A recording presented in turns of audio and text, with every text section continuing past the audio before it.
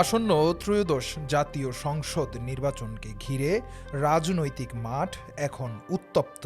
ভোটের লড়াইয়ে বড় দলগুলোর জন্য চ্যালেঞ্জ শুধু প্রতিদ্বন্দ্বী দল নয়, বরং ঘরের ভেতরের বিভাজনই হয়ে উঠেছে বড় দুশ্চিন্তার কারণ। বিশেষ করে বিএনপির ক্ষেত্রে এই সংকট নতুন মাত্রা পেয়েছে বিদ্রোহী প্রার্থীদের কারণে। বিএনপির ভেতরকার এই বিদ্রোহ এখন নির্বাচনী অঙ্কে বড় প্রভাব ফেলছে বলে মনে করছেন রাজনৈতিক বিশ্লেষকরা। দলীয় সিদ্ধান্তের বাইরে গিয়ে স্বতন্ত্র প্রার্থী হিসেবে মাঠে নামা নেতারা বিএনপির ভোট ব্যাংকে বড় ধরনের ভাঙন ধরাতে পারেন এমন আশঙ্কা প্রকাশ করছেন সংশ্লিষ্টরা।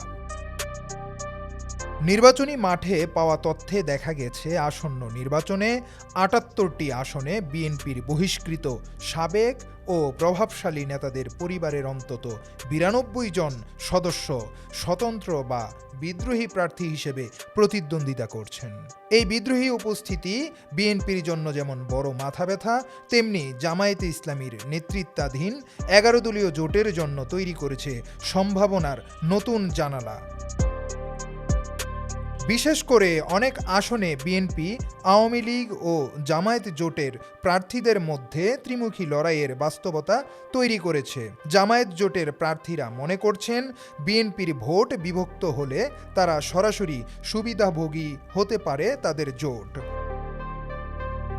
পরিসংখ্যান অনুযায়ী বিএনপি এবার ২৯২টি আসনে ধানের শীষ প্রতীকে প্রার্থী দিয়েছে, আর জোট শরিকদের জন্য ছেড়েছে মাত্র ৮টি আসন।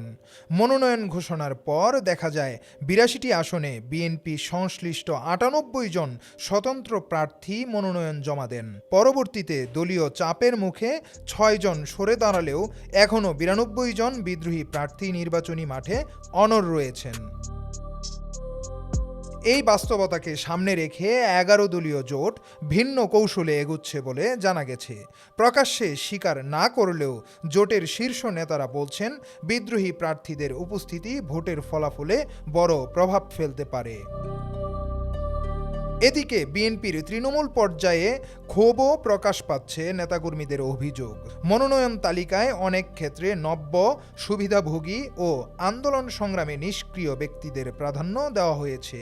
এমনকি কিছু আসনে প্রবাসীদের অগ্রাধিকার দেওয়ায় দীর্ঘদিন মাঠে থাকা ত্যাগী ও জনপ্রিয় নেতারা বঞ্চিত হয়েছেন। ফলস্বরূপ তারা স্বতন্ত্র প্রার্থী হিসেবে নির্বাচনে নেমেছেন। দলীয় হুঁশিয়ারি, শোকজ ও বহিষ্কারের মতো সাংগঠনিক ব্যবস্থা নেওয়া হলেও বিদ্রোহীরা মাঠ ছাড়েননি। বরং ভোটের দিন যত ঘনিয়ে আসছে, ততই কিছু বিদ্রোহী প্রার্থী নিজস্ব জনপ্রিয়তা ও তৃণমূল সমর্থনের জোরে শক্ত অবস্থান তৈরি করছেন।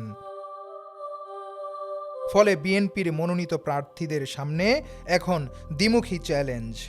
একদিকে প্রতিদ্বন্দ্বী দল, অন্যদিকে নিজ দলের বিদ্রোহী প্রার্থীরা। শেষ পর্যন্ত এই বিদ্রোহী প্রার্থীরা কি বিএনপির জয়ের পথে বড় বাধা হয়ে দাঁড়াবে, নাকি জামায়াতে ইসলামীর নেতৃত্বাধীন জোট এই সুযোগ কাজে লাগিয়ে নির্বাচনের হিসাব পাল্টে দেবে?